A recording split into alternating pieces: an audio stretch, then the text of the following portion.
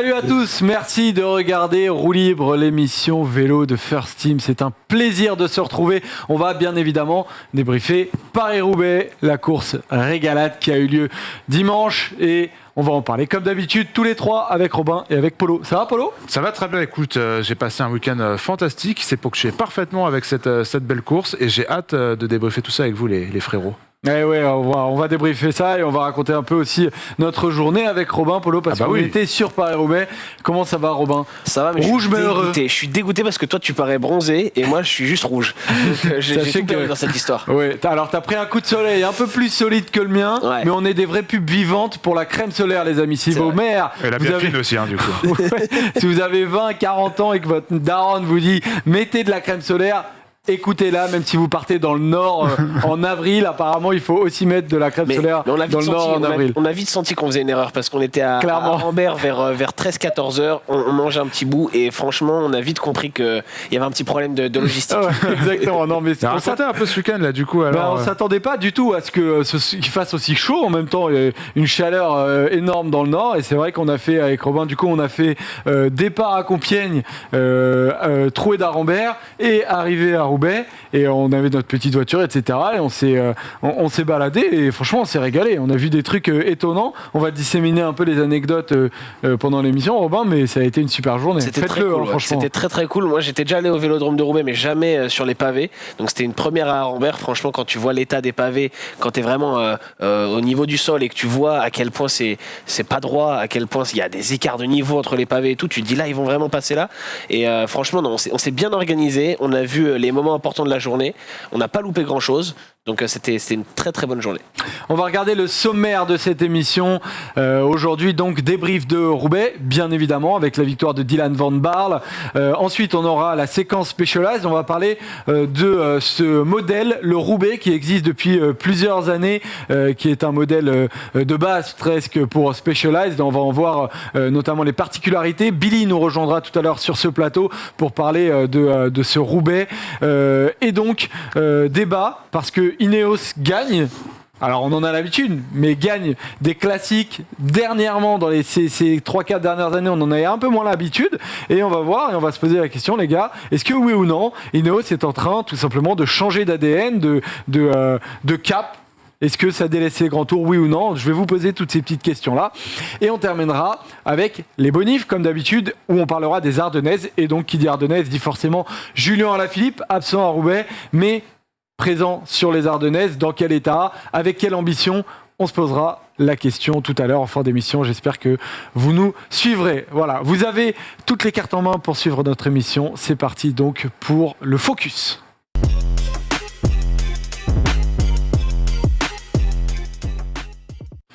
Pour ceux qui n'ont pas vu la course, voici le top 10 de Paris-Roubaix avec donc la victoire, je le disais, de Dylan van Baarle d'Ineos avec un podium composé de Wout van Aert et de Stefan Kung. Tom De Vrient a failli sauter Stefan Kung pour la 3e place. Ça s'est joué à la photo finish, mais c'est bien le coureur de la Groupama FDJ qui réalise un beau podium. On le débriefera. Matej Mohoric a fait 5. Premier français, Adrien Petit. Et on voit qu'il y a un deuxième français qui vient se glisser dans le top 10. Pas forcément celui qu'on attendait, mais qui a fait une très très belle course.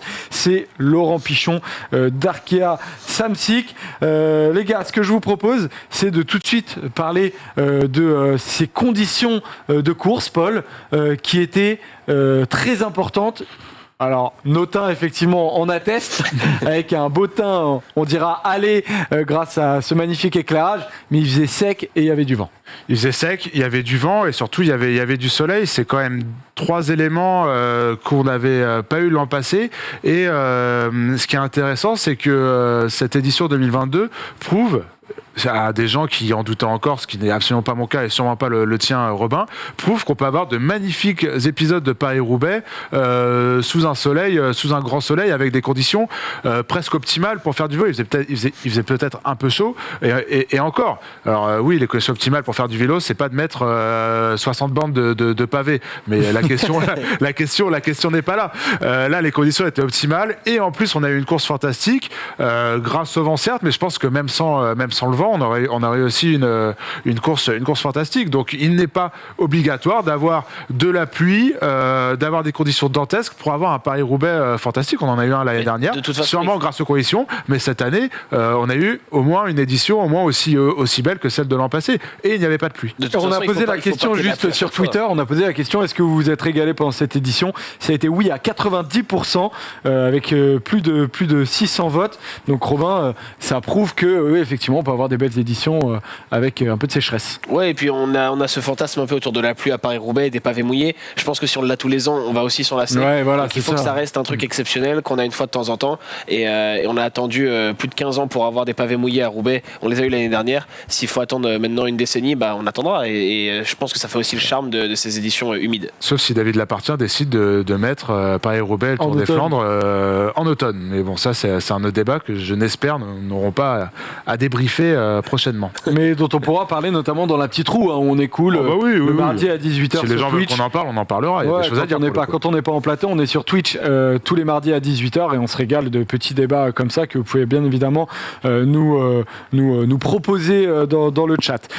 Du coup, Van Baarle a gagné, Robin, et c'est parti très très fort cette course-là, parce que nous, on va pas mentir, on est parti de Compiègne, on a rejoint du coup la Trouée d'Arambert, on a mis une bonne heure et demie pour y aller, et en fait, pendant qu'on était dans la voiture, Robin, tu nous as mis tu regardais toi la télé, et c'est vrai que c'est parti très vite avec le vent, avant les secteurs pavés.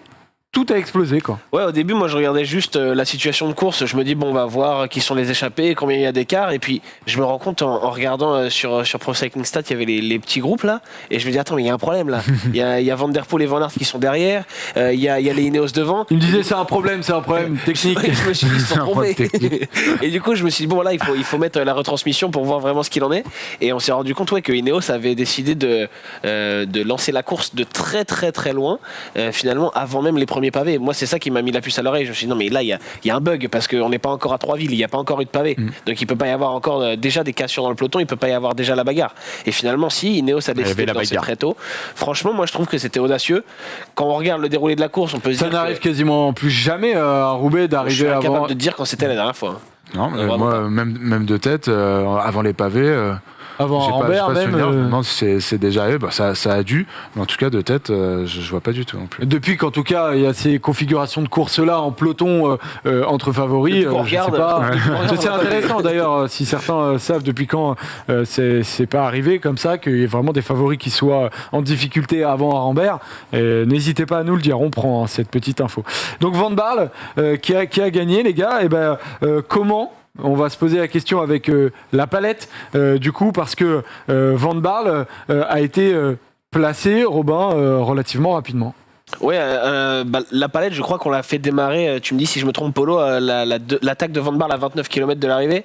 Moi j'ai mis un peu avant, mais Joseph l'a trafiqué à ce qui paraît. Donc, non, moi je dis plus rien, je regarde Joseph, j'écoute. On est à 58 km de l'arrivée, voilà, Polo, balance-moi la palette. Voilà, moi c'est là que je voulais commencer, parce que je t'avais dit, Robin, que je voulais juste parler de l'attaque, mais en fait, quand on le voit sur cette photo-là, l'accélération de Nathan Van Hooydonk et Wout van Aert dans la roue, c'est vraiment là que la course commence pour les favoris, et on peut le voir directement que Dylan Van Baarle est placé. Et si on va sur l'image suivante, il est placé, et en plus il a dans le groupe de favoris un équipier qui est Ben Turner, et ça on ne sait pas encore, mais ça va avoir une importance primordiale, contrairement à d'autres où là après le travail de Van Hooydonk, Van Aert est tout seul, Kung est tout seul, d'ailleurs Kung est tout seul, mais grand merci à Olivier Legac pour le travail extraordinaire qu'il a fait pour ramener justement le groupe des favoris qui étaient piégés.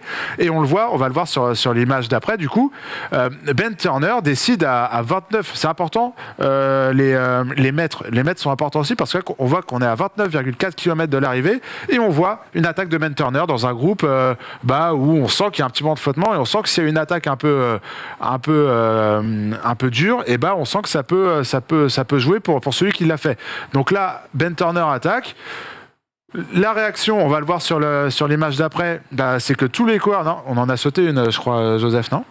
Ouais, Alors, sur l'attaque de Turner, il y a Van Aert qui y va. Ouais, mais Van voilà. Aert fait l'effort. Moi, Joseph, tu m'en as sauté une du coup. Désolé. Parce qu'entre l'attaque de Ben Turner et l'autre, on voit justement que Van Aert et Koung font l'effort. Avec Dylan Van Baarle qui fait de la patinette derrière. Donc, Van Aert et Koung reviennent sur Ben Turner. Et là, au moment où ils reviennent, on peut revoir du coup, Max, merci, on peut revoir l'attaque. On voit 29,4 km l'attaque de Ben Turner, 29,2 km quand Ben Turner est repris, et à 29,0 km l'attaque de Dylan Van Baarle au moment où justement Koung et Van Aert viennent de faire l'effort, et Van Baarle au punch. Lui, on sait que c'est quand même un maître tacticien, un maître de l'anticipation, notamment sur les Flandriennes. Et ben, il a bien senti, notamment grâce à l'aide de son coéquipier, que c'était le bon moment pour attaquer. Alors il y a cette première attaque et après on va passer à la suite. On le voit dans le secteur de Sizouin, il récupère, il se met dans la roue de Mohoric et consort. On le voit d'ailleurs avec un faciès, bouche grande ouverte. On sent que l'effort pour revenir était dur parce qu'on a eu peur à un moment qu'il reste un peu en chasse-patate. Il récupère le groupe Mohoric, il se met dans la roue, le temps de récupérer, et après on arrive à la suite, Max. L'attaque décisive dans le secteur de Canfin en Pével où il se met en tête du groupe et là, à la jambe, à la pédale, il lâche complètement, notamment un Matej Mohoric qui avait déjà beaucoup donné, et son attaque, je sais même pas si c'est une attaque, une espèce d'attaque en facteur où c'est juste mis devant le groupe et en accélération. Il attaque de devant en fait. Il attaque de devant et il accélère. Il ne vient pas de l'arrière, il change. Exactement, il se met devant et il accélère devant. Et là, on voit rapidement notamment un Mohoric qui essaye de s'accrocher, qui perd 1, 2, 3, 4 mètres. Et là, mine de rien, on est à un peu moins de 19 km de l'arrivée. On voulait pas trop peut-être savoir ça à ce moment-là, mais on commençait à se dire que ça sentait bon pour Dylan Van Baarle. Et en fait, c'est ces deux attaques-là. L'attaque qu'on a vue avec l'aide de Ben Turner, notamment en facteur, on va dire, juste avant lui, et cette attaque à la pédale, donc enfin en Pével, pour justement s'isoler en tête de course et aller chercher la victoire tout seul sur le Vélodrome. Tactiquement, moi je trouve que ça a été très très bien joué. Magnifique. À la fois de la part de Van Baarle et d'Ineos. Ils ont toujours été dans l'anticipation, notamment Van Baarle. On en a parlé du coup de bordure finalement avant même les pavés. C'est un coup d'Ineos et ils ont fait travailler déjà à ce moment-là très fortement les équipes de Wout van Aert et de Mathieu Van Der Poel. Ce qui a permis d'ailleurs à Dylan Van Baarle, qui a eu un problème mécanique avant la trouée d'Arambert, il s'est retrouvé dans le deuxième groupe, mais finalement il s'est juste retrouvé de nouveau avec Van Aert et Van Der Poel. Il a rien perdu et juste après la jonction a été faite. Donc avoir cette avance-là à ce moment-là, ça lui a déjà permis d'avoir une crevaison de joker, on va dire. Et ensuite, il y a une attaque de Van Baarle qu'on n'a pas vue à 50 km de l'arrivée, qui est une des premières, alors que celle-ci n'a pas été décisive, parce qu'il rattrape en fait notamment Laurent Pichon qui était devant.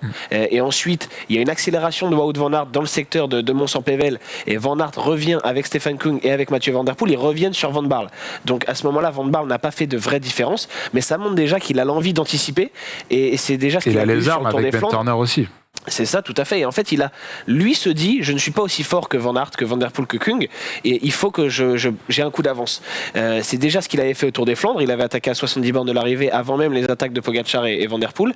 C'est ce qu'il a fait de nouveau sur Paris-Roubaix, où il a toujours eu un coup d'avance sur les autres, que ce soit avant les pavés, que ce soit ensuite avant l'attaque de Wout van Aert dans Mons-en-Pével, que ce soit au moment où il sort à 29 km de l'arrivée et il rattrape les derniers échappés avant de ressortir lui-même. Il était toujours avec ce coup d'avance qui fait la différence au final, parce que une fois, deux fois, trois fois, les autres ont réussi à revenir dans le coup, mais la quatrième fois c'était trop et Van Baarle est parti tout seul.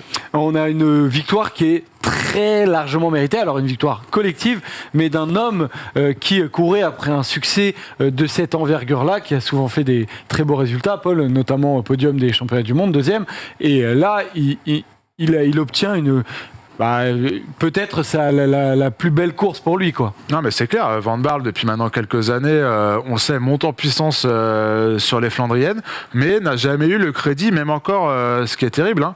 On parlait plus dans cette équipe Ineos, plus d'un Ghana, plus d'un Ben Turner, plus même d'un Magnus Sheffield qu'éventuellement un Dylan Van Baarle, même s'il était évidemment dans les outsiders, mais on le mettait au même niveau que ses coéquipiers. En fait, c'était pas très clair. Mais il est pas non plus très médiatique. Et Angela, on a préféré préféré parler d'un Ghana, par exemple, qui avait plus terminé un Paris-Roubaix depuis sa carrière professionnelle. Il a fait 2 Paris-Roubaix, il n'en a jamais terminé un, même s'il l'avait gagné en espoir. On a préféré parler d'un Ben Turner et d'un Magnus Sheffield qui découvraient la course, même s'ils avaient été impressionnants sur la Flèche Brabançonne.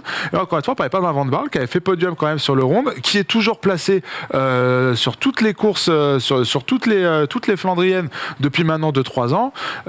Il tournait autour et c'est largement mérité, mais encore une fois, chapeau à cette équipe Ineos d'avoir, comme l'a dit Robin, d'avoir mis autant de personnes à l'avant pour pouvoir vraiment se faciliter la vie, au moins dans la première moitié de course. Parce qu'évidemment qu'après tu vas avoir des problèmes, mais ils en ont eu. Ghana a crevé 2 fois ou 3 fois. Magnus Sheffield a chuté. Une idée polo de Roger Ramon, le DS de d'Ineos, ancien 3e de Paris-Roubaix. On a la décla, il me semble, de Roger Ramon. En fait, il voulait tenter un coup de loin, alors que ça se tente jamais. Et d'habitude, il expliquait en interview, je sais pas si on a la décla, mais sinon c'est pas grave, je l'avais noté moi. Mais oui, elle était plus tard en fait. Je l'avais mis dans le débat. C'est pour ça qu'ils doivent galérer les mecs. Il y en a deux différentes. Là, c'en est une. Celle-là on l'a pas par contre. Celle-là, ah bah voilà. Donne-moi les infos. On a mis toute une régie en PLS là. C'est une surprise, Polo. En fait, il explique que d'habitude au briefing de Paris-Roubaix, tout le monde se dit comment on fait pour arriver bien placé à Troisville, premier secteur pavé. Et tout le briefing, enfin une grosse partie du briefing, c'est l'approche du premier secteur pavé. Et lui, il avait envie finalement de changer un peu cette dynamique-là et de dire mais attends, est-ce qu'on pourrait pas faire un truc finalement dans les 100 premiers kilomètres? Est-ce qu'on est vraiment obligé d'attendre Troisville? Et donc c'est ce qui a parfaitement fonctionné dans un premier temps, même si au final c'est difficile de dire à quel point ce premier coup du début de course a servi pour la suite, puisqu'à ce moment-là Van Aert et Van Der Poel n'ont pas fait beaucoup d'efforts non plus, c'est les équipiers qui ont travaillé, mais en tout cas ils ont mis un petit coup de chaud sur la course. Et pour revenir sur Van Baarle, tu disais c'est un mec un peu discret dont on parlait pas beaucoup, c'est aussi je pense sa personnalité, mais il a expliqué lui-même, je sais pas si tu l'as vu en conférence de presse, qu'il avait eu un déclic au Mondiaux l'an dernier à Louvain où il fait 2e derrière Alaphilippe avec le sélectionneur néerlandais qui est Cosmo Erenhout, un ancien coureur pro de la Rabobank, qui lui a dit il faut que tu te fasses plus confiance, tu peux finalement aller chercher des très gros résultats, mais il faut que tu aies plus confiance en tes qualités. Et Van Baarle lui-même a expliqué hier soir que c'est à ce moment-là vraiment qu'il a eu un déclic mental et où il s'est dit oui c'est vrai qu'en fait il n'y a pas de raison que je puisse pas aller bagarrer avec ces mecs-là pour gagner des monuments. Et donc il bat du beau monde, Wout van Aert et Stefan Kung, qui font donc 2 pour le Belge et 3 pour le coureur de la Groupama FDJ, le Suisse. Robin, pourquoi est-ce que Stefan Kung et Wout van Aert, qui paraissaient potentiellement plus forts, n'ont pas réussi à aller chercher Dylan Van Baarle? Moi, je pense est-ce qu'il paraissait plus fort, selon toi? Là-dessus, je me le suis dit pendant la course, pendant une bonne partie de la course, je me suis dit le plus fort c'est Van Aert, le deuxième plus fort c'est Kung.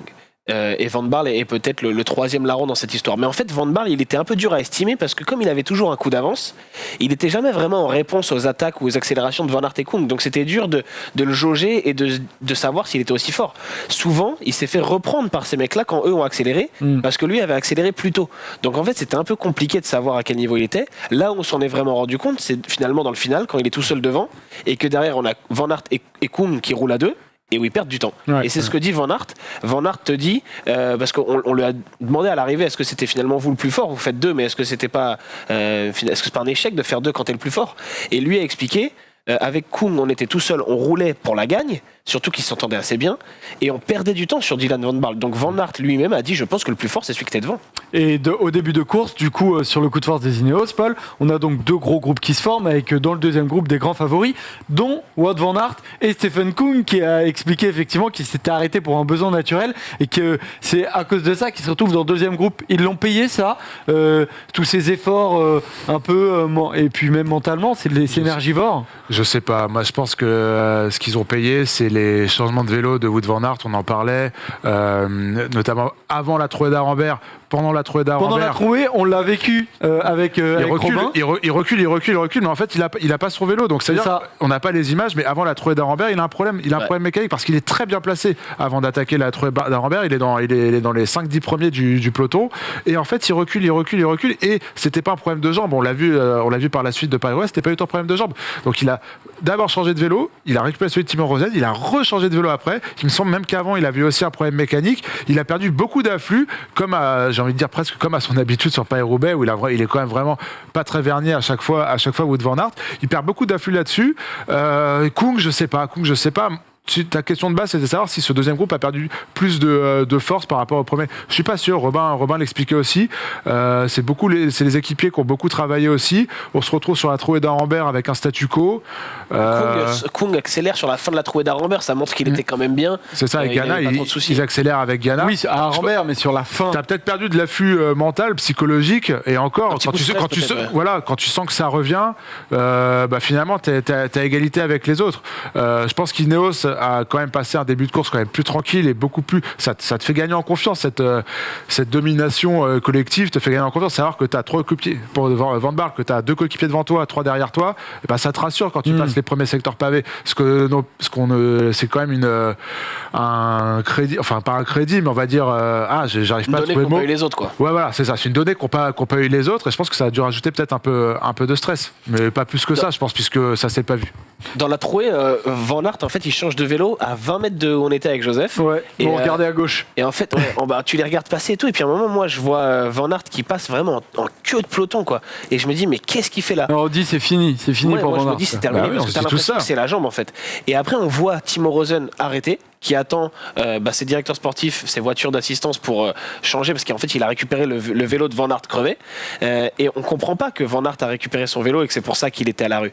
Donc nous, en fait, quand on sort d'Arambert, on pense que la course est terminée pour Van Aert parce qu'il est pas au niveau finalement, et on se dit toute l'incertitude qu'on a eue cette semaine sur sa forme et sa santé, ça se concrétise ici. Et finalement, c'était pas du tout ça. Et moi, si je peux rajouter sur pourquoi Van Aert perd finalement, je pense qu'il a fait énormément d'efforts entre le kilomètre 45, là où il attaque dans le Mont-Saint-Pével avec Kung et Van Der Poel, et l'attaque décisive de Van Baarle à 29 km où il n'y va pas. Parce que entre ces deux moments-là, il y a 16 km. Il fait une attaque à Mont-Saint-Pével où il sort avec les 2 autres.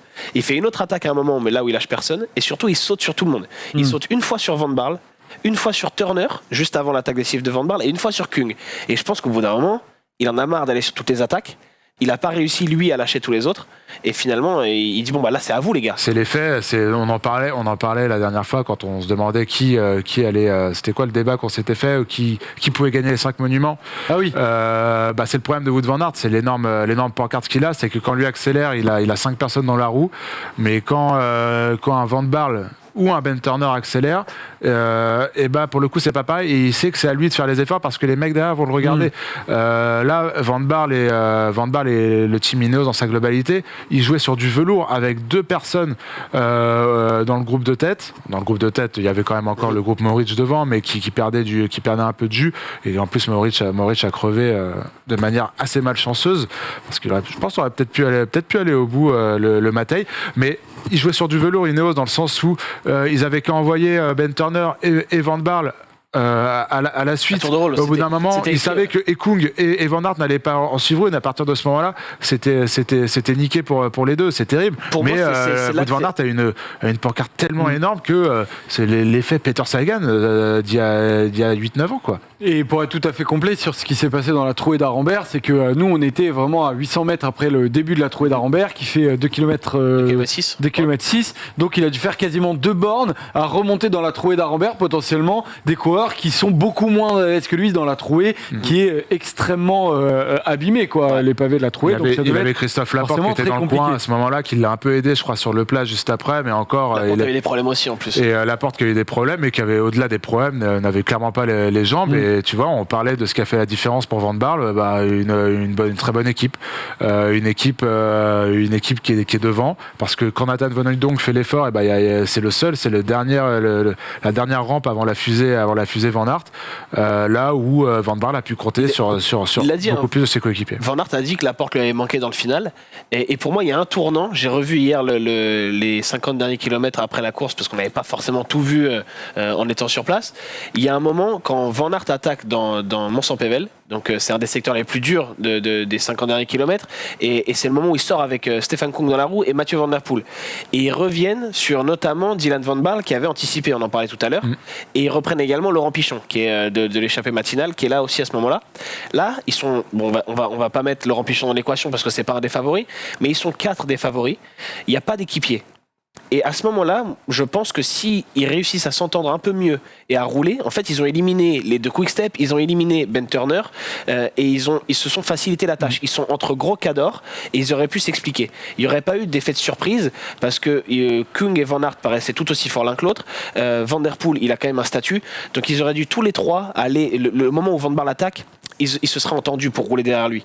Le problème, c'est qu'à ce moment-là, quand ils sont tous les quatre ensemble, ils ne s'entendent pas assez bien. Et quelques minutes plus tard, ça revient de l'arrière, avec notamment Ben Turner qui est là et qui va être décisif. Il est complètement cuit. Pourtant, Turner, il va voir Van Baarle et il lui dit qu'il est mort.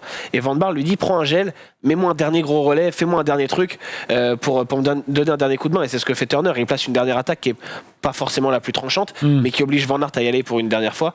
Bref, pour moi, le tournant, il est vraiment à ce moment-là. Et on peut même en ajouter un deuxième, c'est quand Kung et Van Aert ressortent de nouveau et qu'ils sont en chasse de Van Baarle. Ils sont avec Jasper Stuyven à ce moment-là. Stuyven paraît quand même assez costaud. Et il crève. Et je me dis que si les trois, ils arrivent à s'entendre, et à trois, ils peuvent rouler et peut-être revenir. Et Stuyven a cette crevaison, comme tu viens de dire, et ils perdent un élément en plus qui pouvait les aider. Et là, pour moi, ça vraiment, c'est la fin. Ça enterre leur chance, leur dernière petite chance. Donc Van Baarle premier, Van Aert deuxième et Stephen Kung troisième. Le podium de Stephen Kung, Robin, on en avait parlé dans nos différentes previews et notamment dans celle de Winamax. On regarde donc pourquoi et comment on en est arrivé à penser que Kung, qui faisait une belle séquence de Flandrienne, était potentiellement une cote intéressante en podium. C'est parti. Je le vois, je serais vraiment très surpris qu'il ne soit pas dans le top 10. Je crois que sa cote podium est à... elle a baissé, elle est à 4,50, je crois qu'elle était à 5. À 4,50. À 4,50, moi elle me va. Alors après, à voir un petit peu ce qu'on... Et donc voilà, Tamerlan qui effectivement, potentiellement, si vous avez suivi ses conseils sur Stephen Kung, était plutôt intéressant.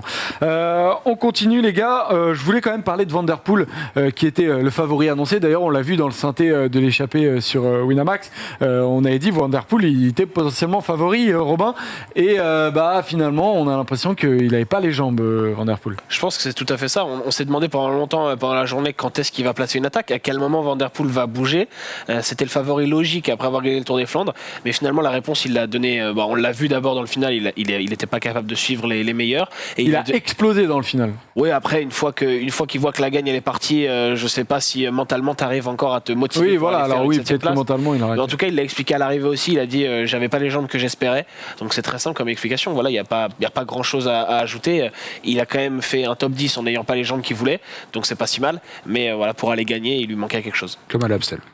Et donc on a vu tout à l'heure le top 10, si on peut remettre les gars le top 10 de Paris-Roubaix pour voir qu'il y a deux Français qui sont dans ce top 10. Le premier c'est Adrien Petit qui fait 6e, Laurent Pichon qui termine 8e, deux hommes qui font une très belle performance mais qui ne sont pas les hommes attendus. Paul, quel bilan pour les Français est-ce que tu tires ? Je suis très content pour Adrien Petit qui mérite cette belle place, lui qui se bagarre toujours, qui vient de la région et qui se bagarre toujours pour être performant sur Paris-Roubaix. Pareil, même constat pour Laurent Pichon qui fait une course de guerrier, une course héroïque. C'était même pas prévu qu'il fasse Paris-Roubaix il y a encore une semaine, mais il a insisté pour le faire. Pareil, Mathis Louvel, 22 ans, qui fait une campagne de Flandrienne extraordinaire. On aura le temps d'en reparler aussi chez Arkea Samsic. Après, il y a des déceptions et je les ai mis sur ce plateau, sur ce tableau, pardon. Florian Sénéchal, je l'attendais plus haut, déçu. Il a eu des problèmes, de crevaison. Il a eu une chute aussi dans Mont-Saint-Pével. On l'a pas vu à l'écran, mais c'est lui qui nous en a parlé après sur ses réseaux sociaux.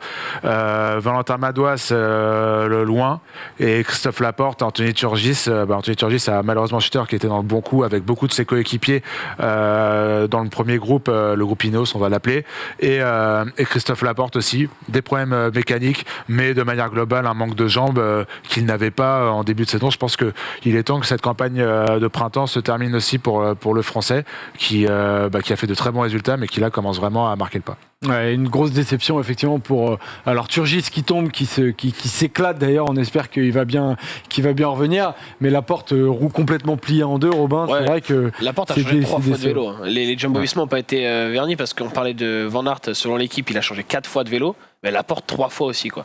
Donc à partir de là, c'est compliqué de rester dans la course. Alors Van Aert a réussi, mais c'est un petit exploit. Il faut avoir un peu de chance dans ton malheur et avoir des changements de vélo à des moments où c'est pas trop critique. Pour Laporte, malheureusement, c'est pas passé. Ouais, on a vu des hommes globalement sur ce Paris-Roubaix arriver très très abîmés à Roubaix, alors comme souvent, et notamment Asquier de la Groupama FDJ qui arrivait avec un genou ensanglanté, et Billy nous a expliqué qui va rejoindre ce plateau, Billy, mais il nous expliquait hier que Asquier est arrivé dans les douches de Roubaix en pleurant, en cherchant un médecin. En disant, il est où le médecin? On m'a dit qu'il y avait un médecin ici. Et Billy, qui était photographe, disait, non, en fait, il n'y a pas de médecin, il n'y a pas de médecin ici du tout. Donc, assez incroyable. Et il est reparti, il s'est fait recoudre, etc. Mais il y a eu des hommes qui ont été particulièrement marqués. Mais en tout cas, Asquier a terminé, l'équipier de Stephen Kung. Et bravo à lui. Voilà, on a terminé avec ce débrief de Roubaix. Les amis, on part tout de suite sur la séquence Specialized avec Billy qui va nous rejoindre en plateau. C'est parti.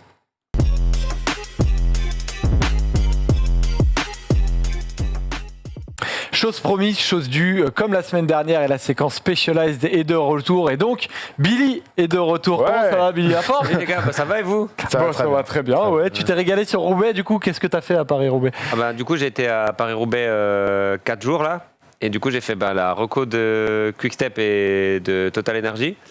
Et j'ai suivi la course des femmes et la course des hommes à moto, du coup, tout le week-end. Donc, Oh, le chanceux. Ouais, c'était Ça doit plutôt, être incroyable à vivre de l'intérieur. Ça doit être complètement fou. Oui, tu vois la course presque une dizaine de fois. Tu vois tout ce qui se passe, tu les vois passer, tu profites du moment avec le public. Enfin, voilà, c'est vraiment quelque chose que j'ai la chance de vivre et j'ai passé vraiment un super week-end. Donc, voilà. Ouais, un week-end, parce qu'effectivement, tu as fait samedi et tu as fait dimanche. Donc samedi, tu étais sur Paris-Roubaix femme. Et justement, la semaine dernière, tu es venu avec un Tarmac SL7, celui de Daniel Os de la Total Energy. Et là, tu es venu avec une merveille qui nous vient donc du Paris-Roubaix femme. Exactement. Donc, déjà, les hommes et les femmes utilisent le même vélo. Donc, c'était plutôt intéressant de présenter un vélo des femmes, parce que la couleur, on a fait une couleur spéciale pour l'édition. Et il est magnifique. Hein. Donc, c'est le Specialized Roubaix S-Works. Donc c'est le vélo de Elena Cecchini qui roule dans l'équipe SD Works, et d'ailleurs elle a participé à offrir à Lotte Kopecky sa belle deuxième place au sprint dans le Vélodrome ce week-end. Donc ouais, pour nous c'était un bon Paris-Roubaix. Ouais, il est encore sale d'ailleurs. Il est sale, c'est ce que j'allais dire. Ouais. Il n'a pas été lavé rien que pour nous, pour qu'on voit à quel point. On nous a pas menti. Hein. C'est un vélo qui vient de Paris-Roubaix, ça. Il n'y a pas de doute là-dessus. Il y a la poussière du Nord et tout. Voilà, c'est ça. Ce qu'il faut. J'imagine même pas l'an dernier comment il devait être. Là, c'était sec. Il y a de la belle poussière. Qu'est-ce qu'il a de particulier du coup ce vélo? Est-ce qu'il y a des adaptations qui ont été faites pour Paris-Roubaix? Alors, en fait, le Roubaix, c'est un vélo qui existe chez Specialized depuis de nombreuses années, et c'est un vélo qui a gagné quand même 7 fois Paris-Roubaix avec Niki Terpstra, avec Tom Bonnen, avec Peter Sagan, avec Philippe Gilbert. Et du coup, c'est la dernière. Ici, on est sur la dernière itération, la dernière version du Roubaix, donc celle avec laquelle Gilbert a gagné. En fait, quand on fabrique un vélo, il y a plusieurs choses qui rentrent en compte. Il faut faire un vélo qui. Il y a la légèreté, l'aérodynamisme, le confort et la performance. Donc on a à la gamme plusieurs sortes de vélos différents. Et le Roubaix, en fait, c'est un vélo où les 3 points qu'on met vraiment en avant, ça va être sa performance, son aérodynamisme et son confort. Donc on le fait un petit peu au détriment du poids, mais parce que ces 3 éléments-là, ils sont aussi importants pour énormément de gens qui font du vélo tous les jours. Et donc le Roubaix, c'est un vélo qui existe chez Specialized depuis longtemps pour les gens qui font des sorties au long cours et qui veulent aussi une position un petit peu plus confortable. Parce qu'en fait, dans le commerce, le vélo, il a une douille de direction un petit peu plus haute et c'est une position un petit peu plus droite. Et en fait, pour les athlètes, on a une version de ce vélo qu'on appelle le Roubaix Team. Donc c'est vraiment une géométrie spécifique pour les équipes ou pour les gens qui veulent acheter ce vélo avec une connotation très sportive. Et là, on a une douille de direction qui est beaucoup plus petite.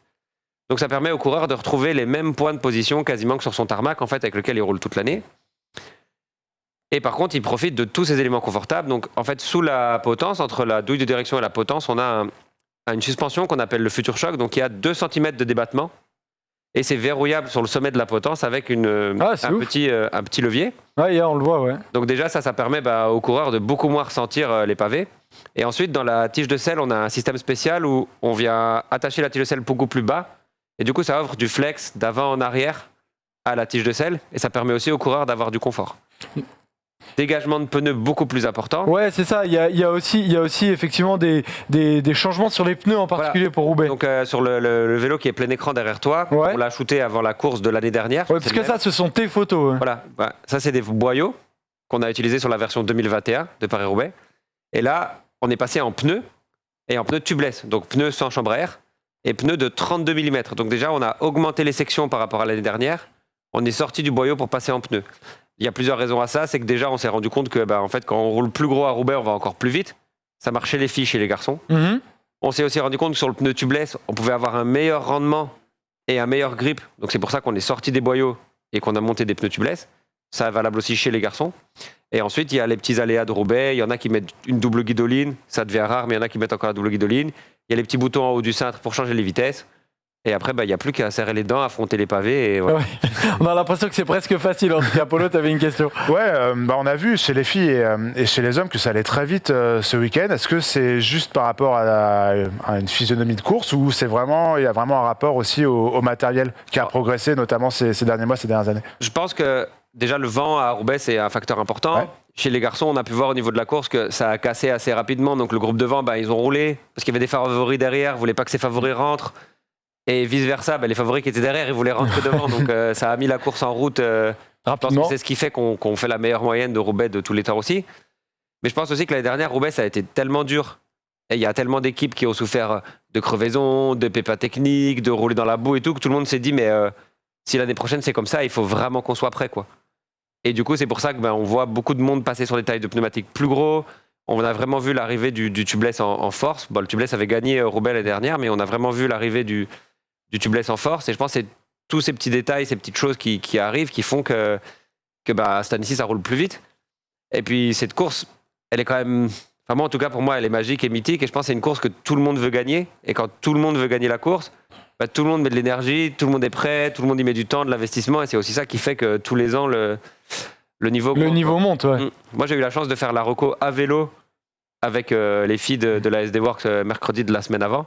Et franchement, je peux vous dire que ça roule, quoi. Ouais, j'imagine. Et c'est incroyable. Et un jour, j'espère que tu reviendras sur l'émission, Billy, et tu nous raconteras aussi ce qui se passe à l'intérieur des tubeless. Parce que ça, c'est aussi incroyable. Il y a une espèce de gel qui regonfle les pneus quand il y a des crevaisons, et c'est assez étonnant. Là, il y a un latex en fait liquide ça, qu'on met dans les pneus. Et en fait, c'est un liquide avec donc des particules de latex à l'intérieur. Et en fait, la pression de l'air quand on a une fuite pousse les particules de latex dans le trou, elles s'agglomèrent et ça bouche le trou. Des fois, il y a des crevaisons qu'on ne voit pas et hop, ça donc tu vas perdre un petit peu de pression. Si au pire, t'en perds beaucoup, tu peux prévenir ton équipe à l'oreillette, demander qu'une roue soit prête, demander un changement de vélo ou demander quelque chose. Mais en tout cas, ça t'évite de rouler complètement crevé et d'être arrêté au bord du secteur, quoi. Ouais, bon, c'est de la régale. Ça, c'est vraiment, ça fait partie de tous les avantages de ces dernières technologies qu'on a aujourd'hui, quoi. Bon, merci beaucoup, Billy. En tout cas, encore félicitations à Specialized qui fait 2 du coup sur la course Paris-Roubaix femme avec Lotte Kopecky. C'est quoi ton programme là, du coup, la prochaine course que tu fais? Je pense que je vais aller au Critérium du Dauphiné.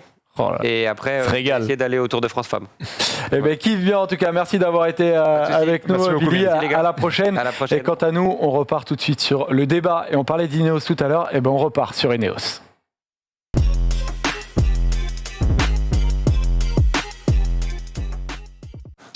Et donc on se retrouve sur le plateau avec Robin qui est de retour, qui a satisfait un besoin naturel comme Stéphane Kuhn qui a été lâché et qui est de retour. Dans un meilleur moment que Stéphane Kuhn.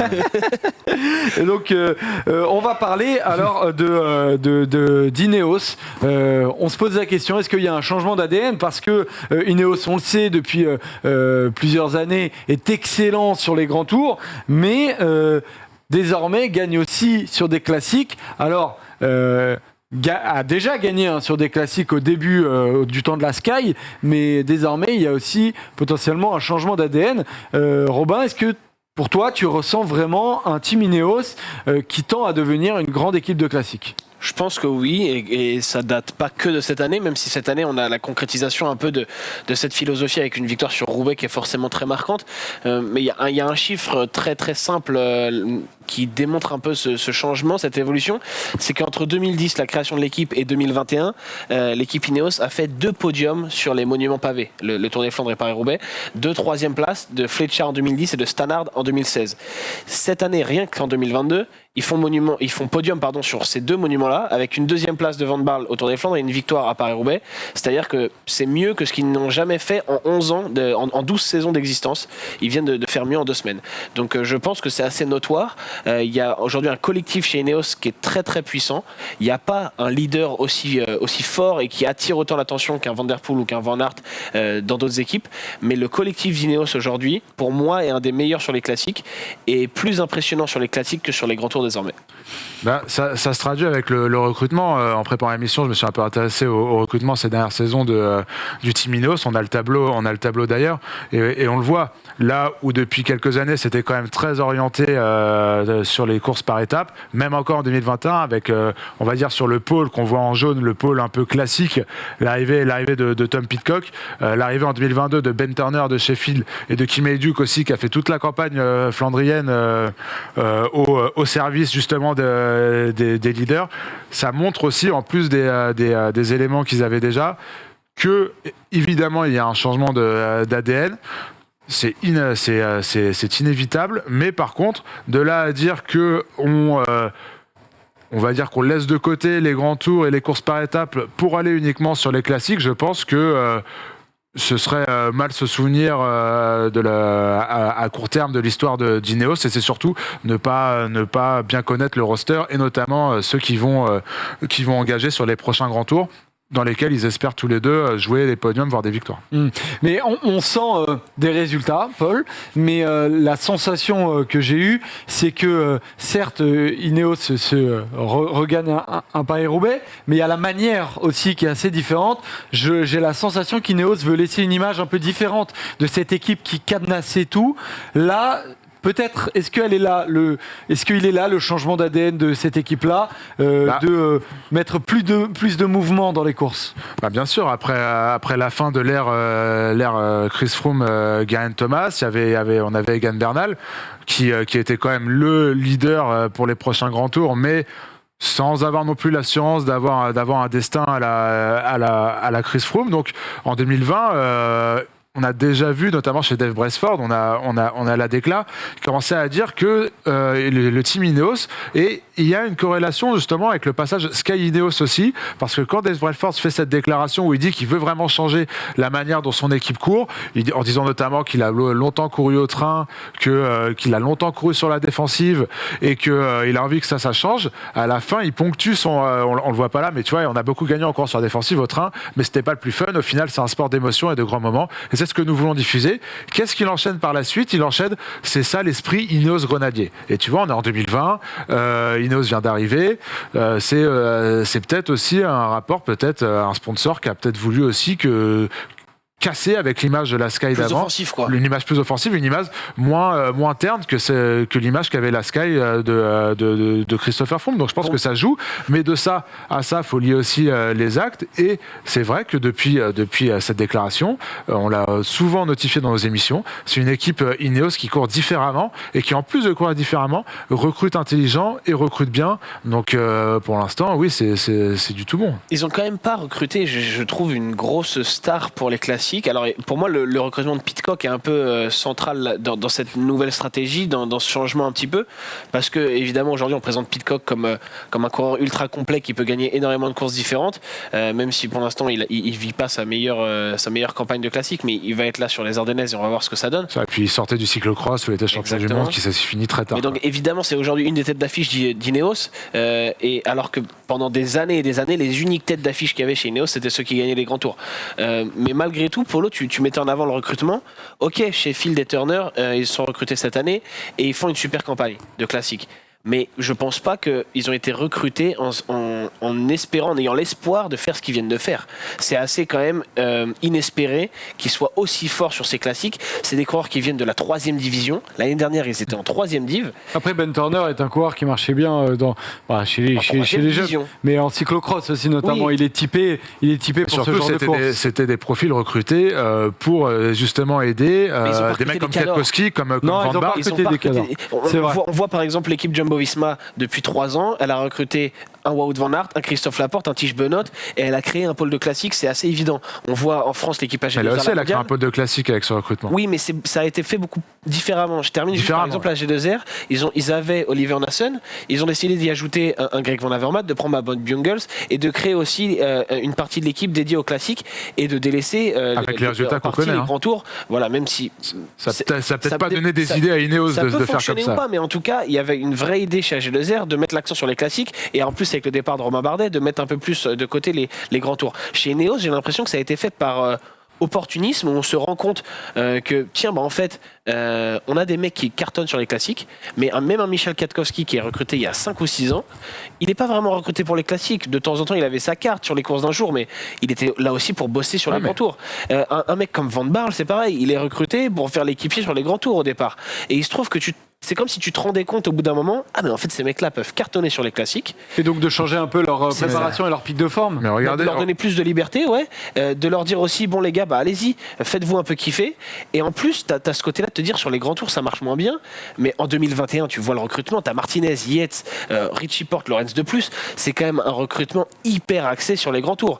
Ok, tu n'as plus Chris Froome, mais t'as l'impression que Ineos est en train de créer sa nouvelle armada pour remettre la main sur les grands tours. Ce qui a changé depuis, j'ai l'impression quand même, c'est l'arrivée de Tadej Pogačar, où tu te dis, ce mec-là, aujourd'hui, il est quasiment imbattable sur les grands tours. Est-ce que ça vaut le coup qu'on s'acharne à aller faire 2e ou 3e du Tour de France et de tous les autres grands tours où il va s'aligner, ou est-ce qu'il vaut mieux qu'on change notre fusil d'épaule et qu'on se dise maintenant on va aller gagner les classiques, parce que les classiques il y en a 10 dans le printemps, donc même s'il y a Van Der Poel et Van Aert, ils vont pas toutes les gagner et il y en aura pour nous. Ouais, mais tu vois, tu parlais de Kwiatkowski, tu parlais de Van Barle, ce changement et ce recrutement, même si c'est pas des restas, c'est quand même des gens qui ont permis à ces gens de gagner. Van Barle ce week-end, Kwiatkowski il gagne grâce. Oui, il gagne parce qu'il profite aussi. Il profite de l'épouvantail Tom Pidcock aussi sur l'Amstel, et c'est en ça que je trouve que ça a changé aussi côté Ineos, parce que contrairement à Jumbo où il y a du non ronflant et ça a payé tout de suite. On l'a vu notamment au début de la campagne de classique de printemps. Cette équipe qui est très jeune, on voit le roster derrière, certes, mais c'est des mecs. Je pense à Sheffield, je pense à Tulette aussi qu'on va voir aussi sur les Ardennes. Je pense à Turner, je pense à Narvaez aussi. C'est des mecs qui ont rien à envier au recrutement à l'heure actuelle, à l'instant T, au recrutement de Jumbo Visma. En fait, c'est des révélations. Quand Narvaez il signe, il arrive de Quick Step, on ne sait pas trop quel rôle il va avoir, et on ne l'a pas vraiment lancé comme un classic man. Mais je pense que l'objectif c'était pas de créer une équipe ronflante, et je pense que aussi tu l'as dit, oui c'est ça, c'est que elle doit aussi pallier. Ils se sont rendus compte qu'ils avaient en fait des coureurs incroyables pour les classiques sans avoir. Non, parce que je pense que Ben Turner, t'as ce côté cyclocross qui fait que Magnus Sheffield est quand même été même un espoir, même si son niveau cette année qu'on a vu sur le Tour de Catalogne ou même encore cette semaine est assez extraordinaire. Tu t'en doutais peut-être pas, mais tu recrutes ces gens dans cette optique-là, dans l'optique pas tout de suite de gagner, même si ils en ont pas été très loin. Sheffield a gagné, Turner sur un coup de dé aurait pu gagner Paris-Roubaix, c'est ce qu'il faut se dire aussi, on sait jamais. Mais c'est des mecs qui étaient là pour aider des Van Barle, des Kwiatkowski. C'est exactement ce qu'ils ont fait depuis 2 mois, et ils l'ont très bien fait. Ils ont propulsé cette équipe Ineos comme une équipe au niveau de la Jumbo-Visma et plus forte que la Quick-Step. Je ne sais pas si vous vous rendez compte. En fait, on est d'accord là-dessus. Ils ont fait changer Turner, Sheffield, notamment cette année, a donné un nouveau visage à cette équipe Ineos. On est complètement d'accord. Il y a Narvaez aussi qui a chuté, qu'on n'a pas vu, mais qui est aussi un peu plus. Mais pour moi, un bon printemps, pardon. C'était pas prévisible en fait. C'est une énorme surprise qu'il soit aussi fort. Donc à partir du moment où c'était pas prévisible, j'ai du mal à dire qu'Ineos avait fait exprès, il l'avait planifié. Ah oui, Et pour moi, c'est en fait. Une part de hasard, une part de chance. Moi, je pense qu'Ineos. Et Van Barle et Kwiatkowski, pendant longtemps, on leur a même pas donné cette possibilité-là de jouer autant leurs cartes sur les classiques. Ils étaient là parce que fallait envoyer des gens, mais ils n'avaient pas une grosse équipe autour d'eux. Et là, cette année, tu te dis, attends, mais en fait, Turner et Sheffield, ils sont forts. En fait, Ghana, il aime bien Paris-Roubaix, il aimerait bien y briller, il en a un peu marre du chrono. En fait, Kwiatkowski et Van Barle, ça peut quand même être des leaders qui font autre chose que juste rouler sur le début des étapes de montagne du Tour de France. Et tu te dis, mais ils ont tout mis ensemble et se rendu compte qu'ils avaient une armada sur les classiques. Mais en fait, ils l'avaient déjà, c'est juste qu'ils ne l'utilisaient pas avant. Je sais pas s'il l'avait déjà. Il l'avait pas. Il Kwiatkowski. n'avait pas les jeunes encore. S'il n'y a pas le recrutement, d'accord. parce que moi je mets Pidcock aussi, important. je mets Pidcock aussi dans le lobe qui arrive un an avant. S'il n'y a pas Pidcock, je suis pas sûr que Katko gagne. S'il n'y a pas Turner, s'il n'y a pas Pidcock, Sheffield ne gagne pas la Flash Brabanson. Enfin voilà, ils ont de la réussite. Je pense que c'est planifié. Mais peut-être pas dès cette année. Là, je te rejoins. Ils ont la chance, entre guillemets, que le développement de ces coureurs-là se soit fait à vitesse grand V, et ça leur a donné une armada sur les classiques. Mais je pense que c'était prévu et planifié d'arrêter de mettre ses œufs dans le même panier. Mais d'un autre côté, et on le verra, je pense que c'est très intelligent dans le sens où tu leur as pas reproché, mais en tout cas, tu as notifié qu'ils ne recrutaient pas des gros noms. Mais l'objectif maintenant d'Ineos, c'est pas d'arrêter les grands tours. Ils recrutent des gros noms, on est d'accord. C'est quand pas tu vas chercher un Martinez, un Yates, un Carapaz, de plus. Voilà, tu recrutes des mecs. Tu recrutes Carapaz, il a déjà gagné un grand tour. Tu peux recruter un cadre directement sur les classiques. Mais ça, tu le fais plus. Tu le fais plus. Et quand tu vois, par exemple, l'arrivée d'un Luc Plapp plutôt que je sais pas, d'une star, je sais pas, d'un Joel Almeida, par exemple, et ben ça, c'est à l'image de ce qu'il crée sur le pôle classique. C'est de la construction à l'avenir. Est-ce qu'on prépare déjà l'après Pogacar, l'après Primoz Roglic? C'est possible. Mais à l'heure actuelle, ce qu'on a, oui, c'est pas faux, mais quid de son prime, combien de temps il va durer, on verra. Mais à l'heure actuelle, ce qu'ils ont fait sur les classiques et sur les grands tours, et ben à l'heure actuelle, ils ont une équipe capable de gagner toutes les classiques, presque tous les monuments. Ils ont une équipe capable de gagner des courses d'une semaine, des courses par étape. On l'a vu encore avec Daniel Felipe Martinez il y a longtemps. Et ils ont une équipe, on va le voir d'ailleurs, j'ai fait un tableau là-dessus, les start list sur le Giro et le Tour de France. Ils ont 2 équipes alignées capables de gagner les 2 tours. Alors, on peut parler du Tour de France si tu veux, mais quand on voit cette équipe sur le Giro, Carapaz, Richie Porte, Gegenhardt, qui a déjà gagné le Giro, Castroviero, Puccio, Bentulette, éventuellement Viviani ou Pidcock, on ne sait pas encore, c'est pas sûr. Et quand tu regardes l'équipe du Tour de France 2022, avec un Daniel Felipe Martinez qui pour moi coche quand même beaucoup de cases d'un podiumable, voire d'un gagnant du Tour de France en fonction des situations de course, accompagné de Pavel Sivakov, Geraint Thomas, Ganna, Kwiatkowski et Dylan Van Baarle, et ben c'est une équipe qui peut gagner les deux tours. Donc tu ne fais aucune concession sur ton groupe Grand Tour et course par étape. Et en plus de ça, tu arrives à développer un pôle classique. Pour moi, tu as vraiment diminué dans la hiérarchie des équipes de Grand Tour en fait. Même si l'équipe est cool, il y a des beaux noms. Des équipes ou des favoris. Pour moi, t'es 3. Parce que ces équipes sont meilleures que les équipes que peuvent aligner pour moi et le Team UAE et la Jumbo-Visma. Sur le Tour de France, ça discute peut-être mais avec sur le Giro, potentiellement. Et juste une décla dont je voulais parler, c'est la décla de Hamon qui dit en début de saison, les coureurs lui ont demandé finalement de faire un peu évoluer la oui, c'est la mentalité dont on parlait au début. Voilà. Et donc, pour le coup, je pense pas que ça a été planifié il y a 2-3 ans, mais depuis cet hiver, c'est évident que oui, qu'il y a une réflexion là-dessus. Voilà, on voit ce qu'il dit, on a un peu plus de liberté pour appliquer ça. C'est une philosophie depuis le premier jour des classiques.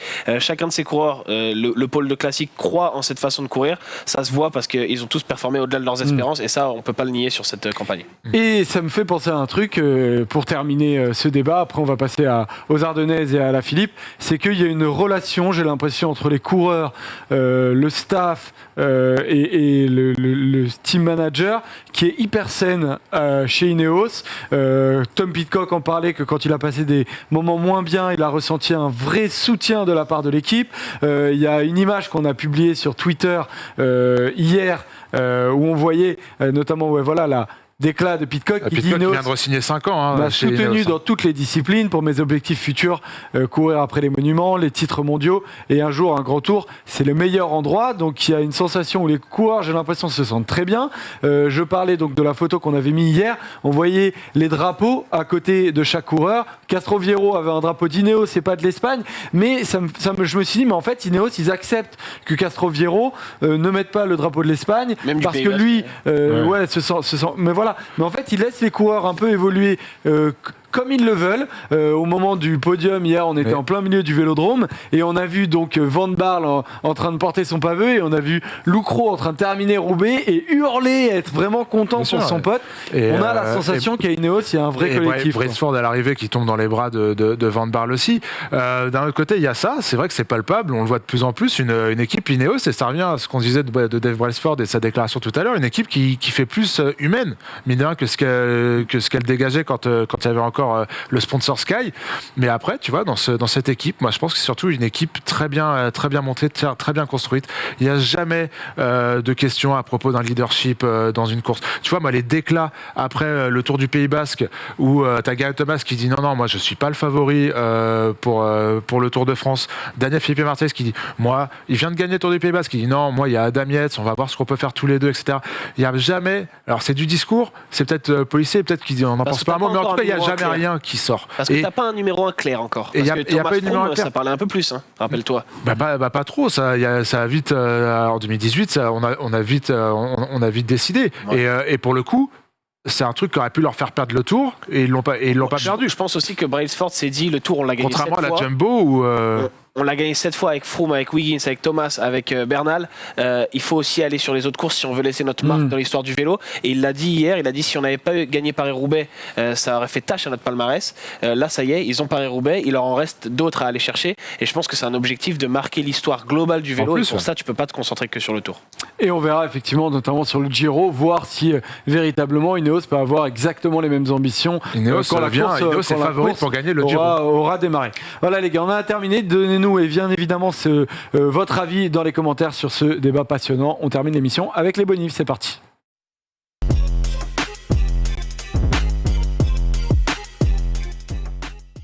Les bonifs, c'est bien évidemment la semaine qui va suivre avec mercredi la Flèche Wallonne et dimanche Liège-Bastogne-Liège, un monument bien évidemment. Qui dit monument dit que dans une semaine on sera en plateau bien évidemment pour débriefer Liège-Bastogne-Liège. Semaine magnifique qui arrive les gars, parce que qui dit Ardennaise dit Julien Alaphilippe, Polo de retour. Dans quel état selon toi? Et là on voit donc notre programme de la semaine juste avant Liège-Bastogne. On se retrouvera sur l'échappée samedi 14h sur YouTube notamment, mais aussi vous pouvez aller suivre l'émission sur Twitch et sur le site de Winamax. Et après mardi en plateau et le jeudi la petite roue Pour et débriefer tout l'interview ça, ouais. pour débriefer tout ça bien évidemment. Polo, qu'est-ce que tu attends de Julien Alaphilippe pour ces Ardennaises? Moi, je suis inquiet. Enfin, je suis inquiet dans le sens où il a quand même beaucoup de merde depuis le début de la saison. Chute sur l'Estrade Bianche, malade sur Milan-San Remo, rechute là sur le Tour du Pays Basque, même s'il nous dit que c'est pas grave. Alors certes, il y a cette belle victoire. D'ailleurs, on voit Chute à la Flèche Brabançonne. chute à la Flèche Brabançonne. Oui, j'ai confondu, excuse-moi, avec le Pays Basque. On voit d'ailleurs la photo derrière avec Rémi Cavagna.